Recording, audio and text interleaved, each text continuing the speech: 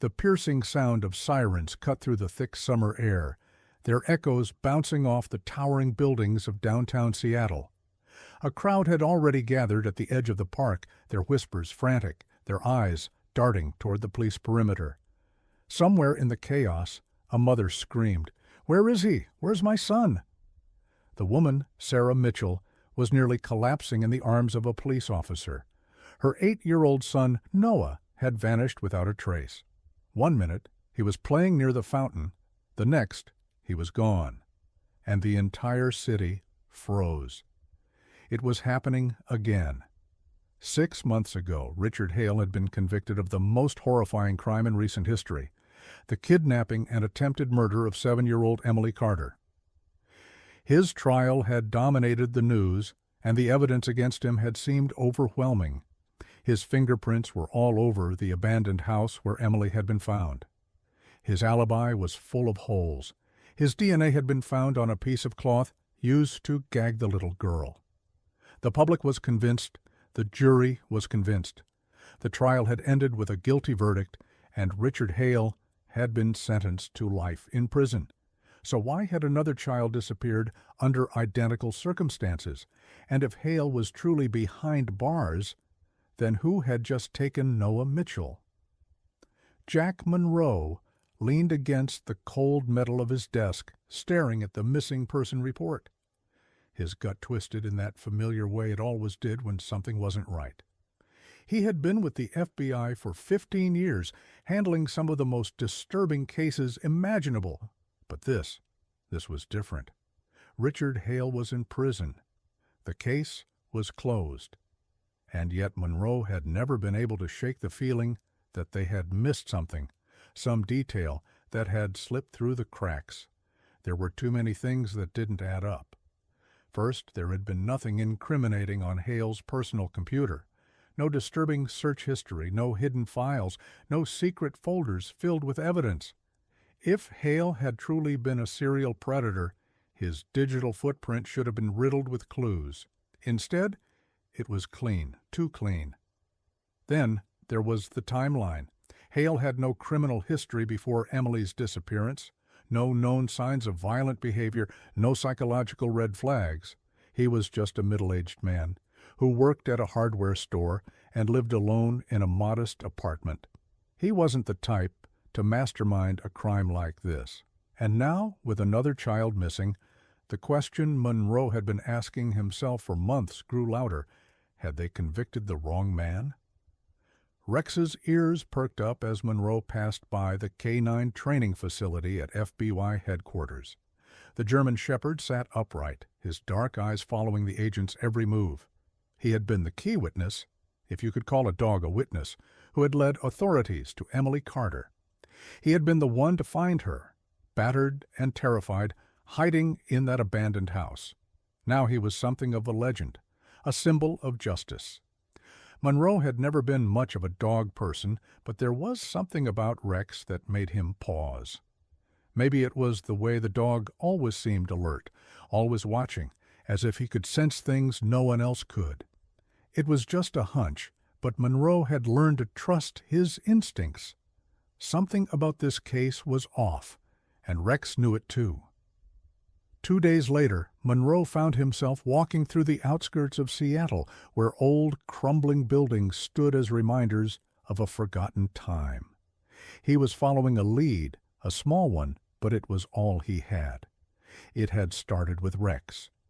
On a routine patrol, the dog had suddenly stopped in front of an abandoned warehouse on the east side of town. His ears had flattened, his body had tensed, and he had begun growling low in his throat. Monroe had never seen him react that way before, so now here he was, flashlight in hand, stepping over shattered glass and rusted metal as he pushed open the creaking door. The air inside was thick with dust and the scent of decay. Something about this place felt wrong. Monroe's eyes landed on the floor, small footprints in the dust, too small to belong to an adult. A child had been here. The hairs on the back of his neck rose. Richard Hale was in prison, so who the hell was still out there? The rain had started to fall, light at first, then turning into a steady drizzle that coated the streets in a thin layer of moisture. Jack Monroe tightened his grip on the steering wheel as he drove through the dimly lit alleys of East Seattle. His mind raced with possibilities, none of them comforting. The footprints inside the abandoned warehouse had confirmed his worst fear. A child had been there recently, and not just any child. Based on the shoe size, it could very well be Noah Mitchell. But that wasn't the only thing that sent chills down his spine. The tire tracks in the alley behind the building, the faint smell of gasoline still lingering in the air, the fact that Rex had growled before even stepping inside. Someone else had been there, and they had left in a hurry. Henry Wallace, a homeless man in his late 50s, pulled his ragged coat tighter around his thin frame. His fingers fidgeted with the zipper as he glanced around, clearly nervous. "You wouldn't believe me if I told you," he muttered.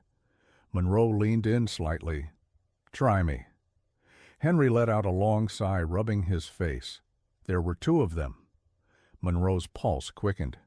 "Two what?" "Two vans," Henry said, his voice barely above a whisper.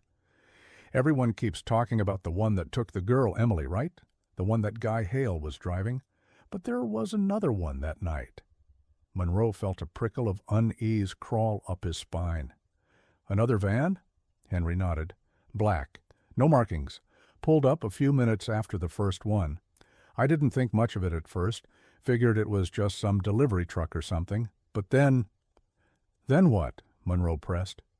Henry swallowed hard.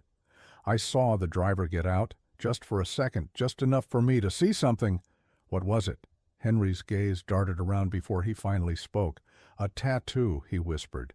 "A snake wrapped around a number, 89. A chill shot through Monroe's veins, that symbol. He had seen it before, the Serpents, a criminal syndicate that had terrorized the West Coast over a decade ago. Human trafficking, drugs, weapons, the works. The FBI had dismantled most of their operations in a series of massive raids 10 years ago. Dozens of high-ranking members had been arrested. The rest had either disappeared or gone underground. But if Henry was telling the truth, the Serpents weren't just still active. They were back.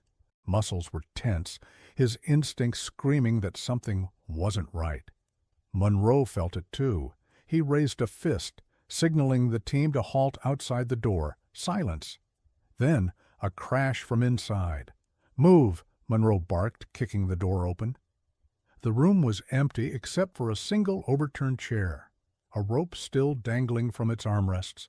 Clean had been here recently, and on the mirror, written in red marker, were 4 chilling words. "You're too late." Agent Monroe paced outside the motel, frustration simmering beneath his skin. "He knew we were coming," Reed muttered, staring at the message on the mirror. Lisa tapped furiously on her laptop. "I'm running traffic cam footage now. If he left in a car, I might be able to track him." Monroe's phone buzzed. He glanced at the screen. A blocked number. Frowning, he answered. "Monroe." Silence. Then a voice, distorted and mechanical. "You're chasing shadows, Agent Monroe." Monroe's grip tightened on the phone. "Who is this?" The voice chuckled darkly. "The man you're looking for isn't running, he's watching." Monroe felt his pulse hammer in his throat. "Where is Noah Mitchell?" The voice ignored the question. "You think Hale was the problem? You think Clean is the answer?" A pause, then almost amused. "You're not seeing the full picture." Monroe's mind raced. "What do you want?" The voice went quiet for a long moment. Then, "Ask the girl." The line went dead. Monroe stared at the phone, his blood running cold. Emily Carter. What did she know?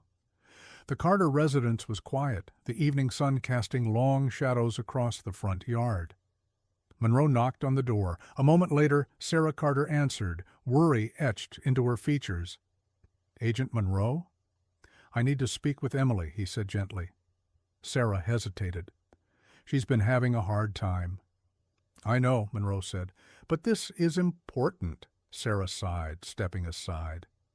Emily sat on the couch, hugging a stuffed rabbit to her chest. She looked up as Monroe entered, her small hands gripping the toy a little tighter.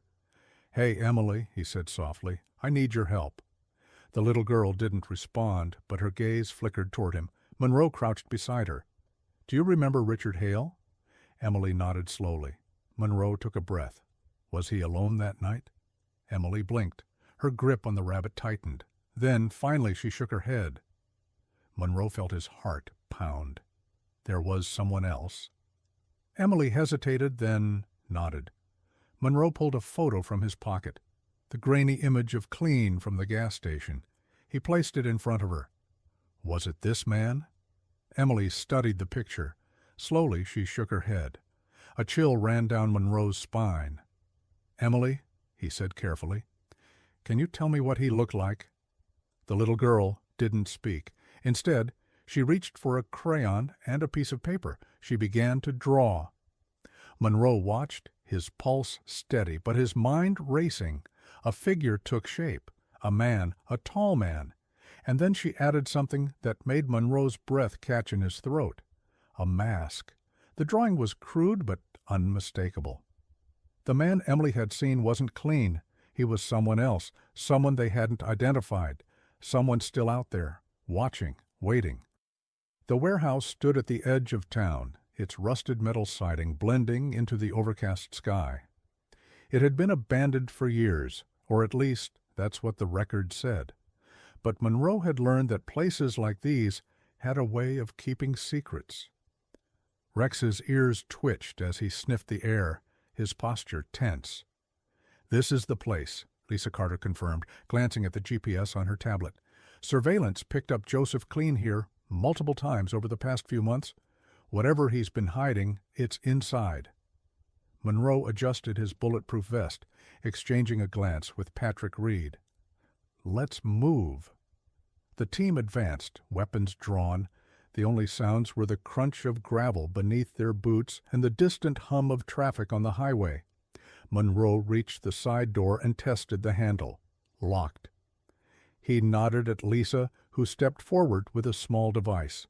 A quiet beep, a faint click, and the door eased open. The darkness inside swallowed them whole. The air was thick with dust and something else, something more sinister.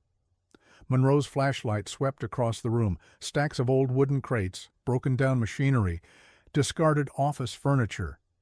But it was the basement door that made his stomach tighten. It was reinforced. New locks. This place wasn't abandoned. It was being used. Lisa knelt beside the control panel, typing rapidly. "This isn't just a lock. It's a biometric scanner." "Can you bypass it?" Monroe asked. Lisa hesitated. "I can try." Rex let out a low growl, his nose pressed against the crack beneath the door, his muscles coiled like a spring.